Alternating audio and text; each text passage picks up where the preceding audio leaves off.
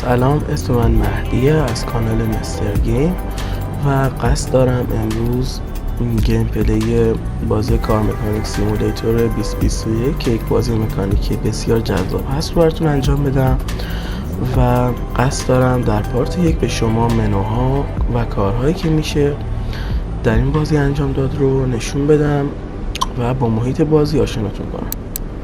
اینجا چند تا بخش داره، بخش پلی و بخش دیگه که ما کاری باشون نداریم و ما میخوایم بخش کار شوروم رو بریم. بقیه بخش ها حالا باز بهتون توضیح میدم.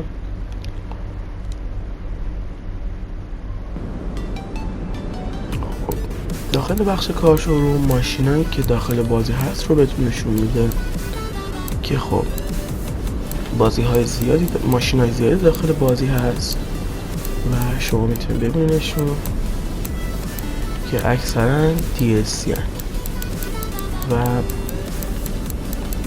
مثلا این ماشین فراریه که بخواین روش کار تعمیرات و دیدن موتورش رو انجام بدین حتما باید DLC شو بخرین که قیمت نسبتا خوبی هم داره. خب این ماشینه با موتور فکر میکنم 12 سیلندر، بله با موتور 12 سیلندر، نه موتور 18 سیلندر که با DLC باز میشه و شما میتونید قسمت های مختلف این ماشین رو ببینید که به دلیل نداشتن DLC فقط همین قسمت واسه ما باز که خب شما میتونید داخل این قسمت بیاین و همه ماشین رو ببینید و خب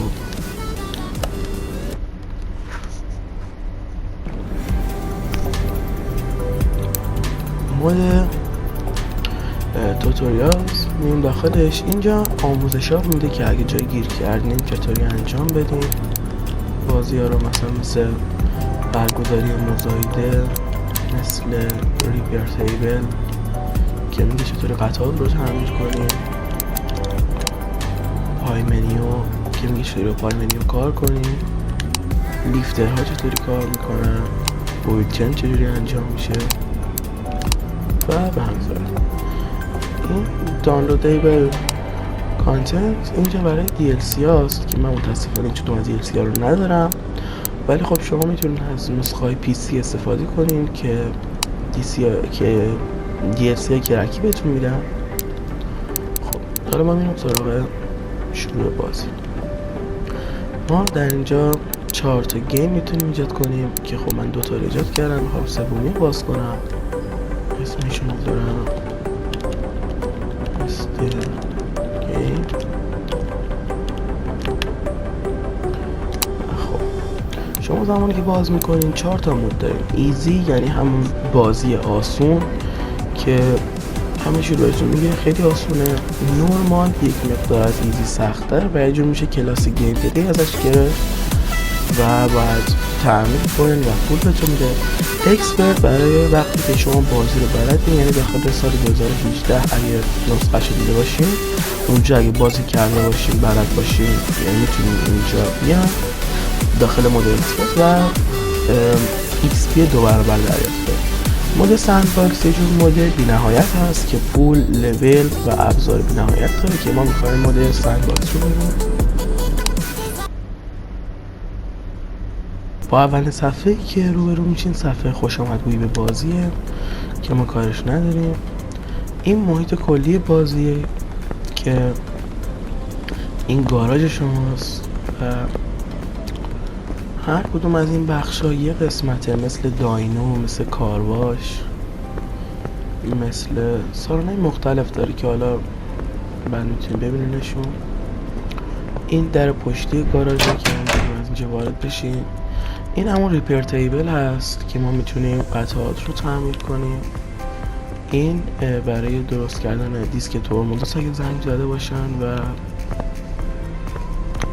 این هم همون ریپیر تیبل باز. این هم ریپیر تیبل. این برای بدنه است، یعنی اگه بدنه جای خراب شده باشه با این تعمیرش میکنین. این هم باز برای بدنه است. خب در اینجا شما ولدر یا همون موتورجوش رو میبینید که میتونید اگه ماشینی بدن شاسی اصلی ماشین زنگ زده باشه با این دستگاه میتونید درستش کنید. این تالباکس برای زمانی که از سندباکس استفاده نمی‌کنید میتونید از اینجا ارتقا بدین کارگاهتون رو که سندباکس خودش ارتقا داده شده است.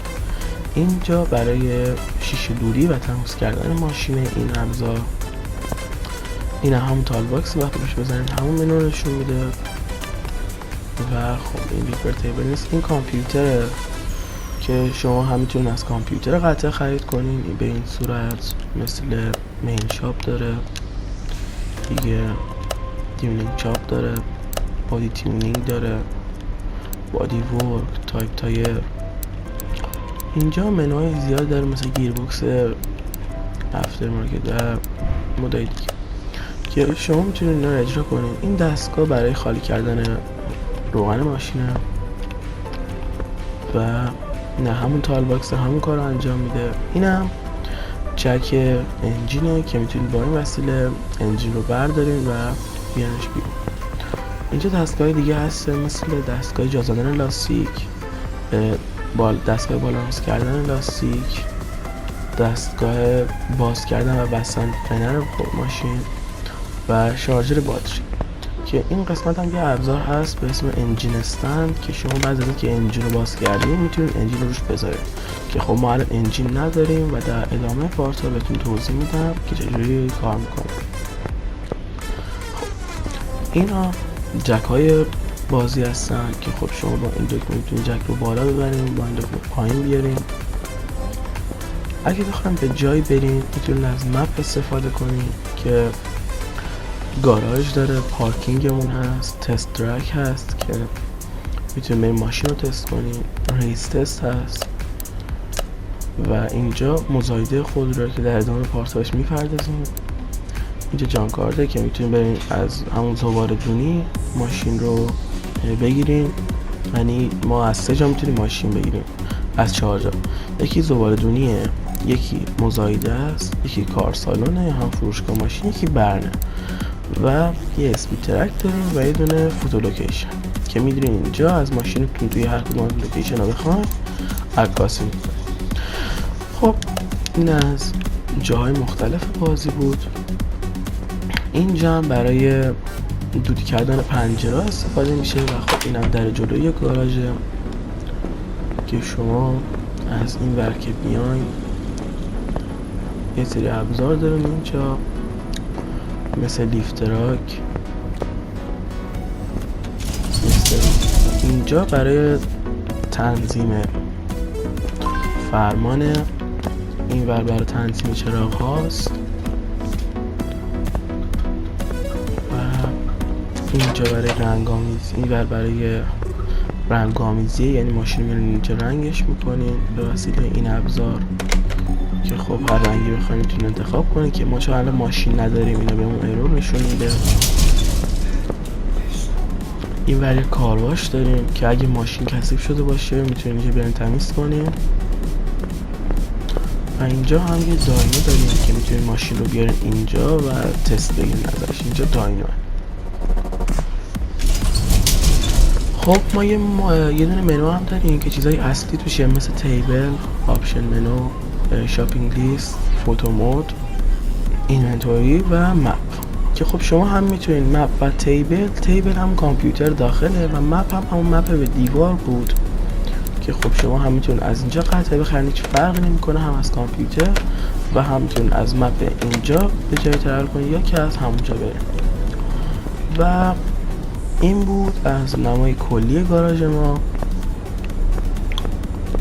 و من خوشحال میشم که شما پارت های بعدی رو هم حتما نگاه کنین چون قصد دارم ماشین زیادی رو به اینجا بیارم، از زباله‌دون گرفته تا بند و همه رو تیونینگ کنیم، رنگش رو عوض کنیم و بسیاری کارهای دیگه. ممنون که تا اینجا رو نگاه کردین، ممنون میشم لایک کنین، کامنت بذارین و حتما منو دنبال کنین.